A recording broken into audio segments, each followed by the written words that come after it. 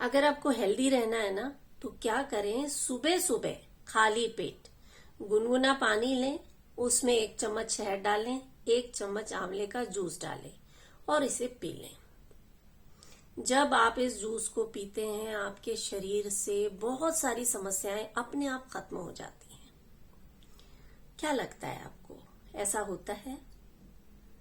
ये ड्रिंक पीने से सभी को फायदा मिलता है? एक जैसा फायदा मिलता है या कभी कभी किसी को नुकसान भी हो जाता है? बताइए, मुझे कमेंट करके बताइए आपको क्या लगता है। देखिए, जब हम अपनी माँ के गर्भ में आते हैं ना, तभी हमारी बॉडी टाइप क्या रहेगी वो डिसाइड हो जाता है। आयुर्वेद और योग के अनुसार हमारे शरीर के 3 मेन बॉडी टाइप होते हैं, वात, पित्त और कफ। इन तीनों में जब तक संतुलन रहता है हम स्वस्थ रहते हैं। कोई भी एक अगर बढ़ जाए या घट जाए तो शरीर बीमार होने लगता है। तो कोई भी रेमेडी जो आप खा रहे हैं या खाना खा रहे हैं उसका आपके शरीर पर कैसा असर होगा, इसके लिए ये बहुत जरूरी है आपको पता हो कि आपका शरीर किस टाइप का है, वात है, पित्त है या कफ है। क्योंकि अगर आप अपने शरीर की प्रकृति के विरुद्ध कुछ भी खाएंगे तो उससे आपको फायदा हो ही नहीं सकता, बल्कि नुकसान होने की संभावना ज्यादा होती है। तो जो लोग वात प्रकृति के हैं, आपने देखा होगा बहुत से लोग जो होते हैं ना वो एकदम पतले दुबले होते हैं, कितना भी खा लें उनका वजन बढ़ता ही नहीं, क्योंकि उनका शरीर ऐसा ही है, वात प्रकृति का है। ऐसे लोगों की स्किन ड्राई होती है, एड़ियां फटती हैं, होठ फटते हैं, शरीर कमजोर होता है। इन लोगों को हड्डियों में, मांसपेशियों में, जोड़ों में दर्द होता रहता है, इसी बढ़े हुए वात के कारण। सिर में भारीपन, पेट में भारीपन, शरीर अकड़ा अकड़ा सा रहता है। और इस वात का प्रभाव सिर्फ शरीर पर ही नहीं, मन पर भी होता है। बड़े बेचैन से होते हैं ये लोग, चंचल होते हैं, मन में बहुत ज्यादा विचार आते हैं, किसी एक काम में मन नहीं लगता। एक काम किया फिर उसे छोड़ दिया, फिर दूसरा किया, यानी लगकर कोई काम नहीं करते हैं। स्वभाव से ये कला प्रेमी होते हैं, ये अच्छे राइटर हो सकते हैं, अच्छे आर्टिस्ट हो सकते हैं। तो अब आप खुद ही समझ लें कि जिनके शरीर में पहले से ही वात बढ़ा हुआ है, अगर वो ऐसा खाना खाते हैं जो वात को बढ़ाता है, शरीर में गैस को बढ़ाता है, जैसे कि छोले, राजमा, चावल, उड़द की दाल, या रात के समय दाल खाना, या रात के समय ठंडी चीजों का सेवन करना, तो वात बढ़ेगा ही बढ़ेगा। शरीर में जो समस्याएं हैं ना वो और ज्यादा बढ़ जाएंगी। ऐसे लोग अगर सूखी चीजें ज्यादा खाते हैं या मैदा से बनी हुई चीजें ज्यादा खाते हैं तो उनके शरीर में जो वात संबंधी रोग हैं वो ज्यादा बढ़ने लग जाते हैं। फिर कुछ लोग ऐसे होते हैं जिनका शरीर अच्छा भरा भरा सा होता है, यानी स्ट्रॉन्ग बॉडी होती है उनकी। ये होते हैं कफ प्रकृति वाले लोग। खूब खुलकर सोते हैं ये, खूब बढ़िया नींद आती है, शरीर का वजन आसानी से नहीं बढ़ता है, यानी वेट जो है वो मेंटेन रहता है। स्किन का कलर बहुत अच्छा होता है, बाल बहुत अच्छे होते हैं इन लोगों के, ब्राउन हो सकते हैं, ब्लैक हो सकते हैं। कफ प्रकृति वाले लोग बहुत मेहनती होते हैं, इनका मन स्थिर होता है। ये जो दोस्त बनाते हैं वो लंबे समय तक इनकी दोस्ती चलती है, या जिस भी रिश्ते में होते हैं वो लंबे समय तक चलता है। सोचने समझने की क्षमता अच्छी होती है। इन्हें जो काम दिया जाता है इसे पूरा मन लगाकर अच्छे से पूरा करते हैं, पूरा टाइम लगाते हैं, जल्दबाजी में किसी काम को नहीं करते हैं। लेकिन सोचिए कि अगर आपका बॉडी टाइप पहले ही कफ है और उसके बाद फिर आप ठंडी चीजें खा रहे हैं, ज्यादा तली हुई चीजें खा रहे हैं, खूब तेल घी खा रहे हैं, तो उसका आपके शरीर पर कैसा प्रभाव पड़ेगा? बीमारियां आनी ही आनी है। इन लोगों के शरीर में आसानी से कोलेस्ट्रॉल बढ़ जाता है, आसानी से शुगर बढ़ जाता है, शरीर में भारीपन और आलस रहता है। कफ बढ़ा हुआ है तो तनाव और डिप्रेशन बहुत जल्दी आ जाता है। अच्छा, अब जो तीसरा बॉडी टाइप है वो है पित्त। पित्त प्रकृति के जो लोग होते हैं उनका मेटाबॉलिज्म बहुत हाई होता है, जठराग्नि तेज होती है, जो भी खाते पीते हैं आसानी से पच जाता है, चेहरे पर तेज और ओज नजर आता है। लेकिन इसी बढ़े हुए पित्त की वजह से कई बार पिगमेंटेशन हो सकता है, चेहरे पर कील मुहासे हो सकते हैं, क्योंकि गर्मी बहुत ज्यादा है ना शरीर में। चिड़चिड़ापन, स्ट्रेस, टेंशन, पेट और सीने में जलन, एसिडिटी, खट्टी डकारें आना, ये सारी समस्याएं बढ़े हुए पित्त के कारण होती है। तो अगर पित्त बढ़ा हुआ है, फिर ऊपर से अगर आप तला भुना मिर्च मसाले वाला खाना खा रहे हैं, तो फिर आप क्या उम्मीद रखते हैं, क्या होगा आपके शरीर में?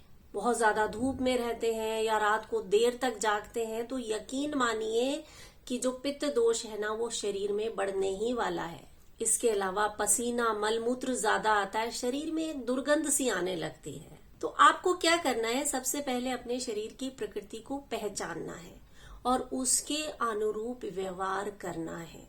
स्वस्थ का मतलब ही है स्व में स्थित होना, यानी अपनी प्रकृति के अनुसार व्यवहार करना। तो अगर आपने वीडियो को ध्यान से सुना है तो मुझे बताइए कि आपके शरीर की प्रकृति क्या है, वात, पित्त या कफ। इसके अलावा कुछ लोगों की प्रकृति मिक्स टाइप की होती है, जैसे कि वात के साथ उनको पित्त भी होता है, या वात के साथ कफ भी होता है, या फिर पित्त के साथ कफ हो सकता है। कुछ लोगों में तो तीनों ही गुण होते हैं, वात, पित्त और कफ, जिसे हम त्रैदोषिक कहते हैं। तो आज के बाद जब भी कोई इस तरह का वीडियो देखे ना, तो खुद एनालाइज करें कि आपके शरीर की प्रकृति क्या है और वो जो चीज है वो आपके शरीर पर कैसा असर करने वाली है, आपके लिए फायदेमंद है या नुकसानदायक है। इसके अलावा एक और तरीका है जिससे आप वात, पित्त और कफ में संतुलन ला सकते हैं, वो है रामबाण तरीका, अनुलोम विलोम प्राणायाम। 100% वात, पित्त और कफ में संतुलन आता है, क्योंकि जब आप अनुलोम विलोम करते हैं तो आपकी सूर्य और चंद्र नाड़ी में बैलेंस आता है, राइट और लेफ्ट ब्रेन में बैलेंस आता है। यही बैलेंस आपको स्वस्थ रखने का काम करता है। आपके शरीर में हार्मोन्स में बैलेंस आता है, आप स्व में स्थित रहने लगते हैं और स्वस्थ हो जाते हैं। अनुलोम विलोम आप सभी जानते ही हैं क्या होता है। अनुलोम का मतलब होता है सीधा, विलोम का मतलब होता है उल्टा। यानी एक बार हम सीधे यानी दाएं नासिका से सांस लेंगे, बाएं से छोड़ेंगे, और फिर बाएं से सांस लेंगे और दाएं से छोड़ेंगे। इस तरह से जब आप सांस लेते हैं, कमाल का असर आता है। शरीर के जितने भी टॉक्सिन्स हैं, जितने भी इम्बैलेंस हैं, जितने भी असंतुलन है, वो ठीक हो जाते हैं। आराम से बैठना है, कमर सीधी रखनी है, ये सबसे इम्पोर्टेंट है। कमर जब सीधी होगी तो आपके जो एनर्जी चैनल्स हैं वो खुले हुए रहेंगे, उनमें प्राणों का प्रवाह सही तरीके से होगा। ये ठीक ऐसे ही है जैसे एक पाइप सीधा है, उसमें आराम से पानी बहता है। पाइप को अगर मोड़ देंगे तो पानी ठीक से नहीं बहेगा, उसमें रुकावट आएगी। तो प्राणों को सही तरीके से बहाना है तो कमर सीधी रहना बहुत जरूरी है। अब आप क्या करें, अपने राइट नोस्ट्रिल को बंद कर लें। हमेशा राइट से ही शुरू करेंगे। वायु मुद्रा बना सकते हैं आप साथ में। अंगूठे से अपने राइट नोस्ट्रिल को बंद किया, लेफ्ट से सांस लेना। अब लेफ्ट को बंद करके राइट से सांस को बाहर छोड़ दें। राइट से सांस लें, राइट को बंद करके लेफ्ट से सांस को बाहर छोड़ दें। ये एक राउंड हुआ। इसी तरह से आपको कम से कम 15 मिनट अभ्यास करना है। कई लोगों को देखा होगा आपने कैसे करते हैं अनुलोम विलोम।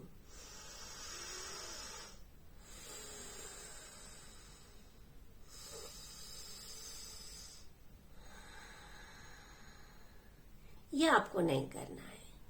इतना धीमे धीमे सांस लें कि आप खुद अपने सांसों की आवाज ना सुन पाए। आंखें बंद रख के शांत भाव से हर सांस को ऐसे लेना है जैसे ईश्वर का प्रसाद ले रहे हैं, और हर सांस को ऐसे छोड़ना है मानो आपकी सबसे प्रिय चीज आपको छोड़कर जा रही है। जैसे हम किसी खास मेहमान को विदा करते हैं, ऐसे अपनी सांसों को विदा करें। करके देखें इस तरीके से 15 मिनट। मेरा दावा है 99% रोग ठीक हो जाने वाले हैं। अनुलोम विलोम की डिटेल जानकारी के लिए ये जो वीडियो इस वक्त स्क्रीन पर नजर आ रहा है, इसे देखें, और वीडियो अच्छा लगे तो इसे ज्यादा से ज्यादा शेयर करें। मैं हूं मधु चौधरी और आप इस वक्त योग जर्नी पर हैं। अपना ख्याल रखें। नमस्कार।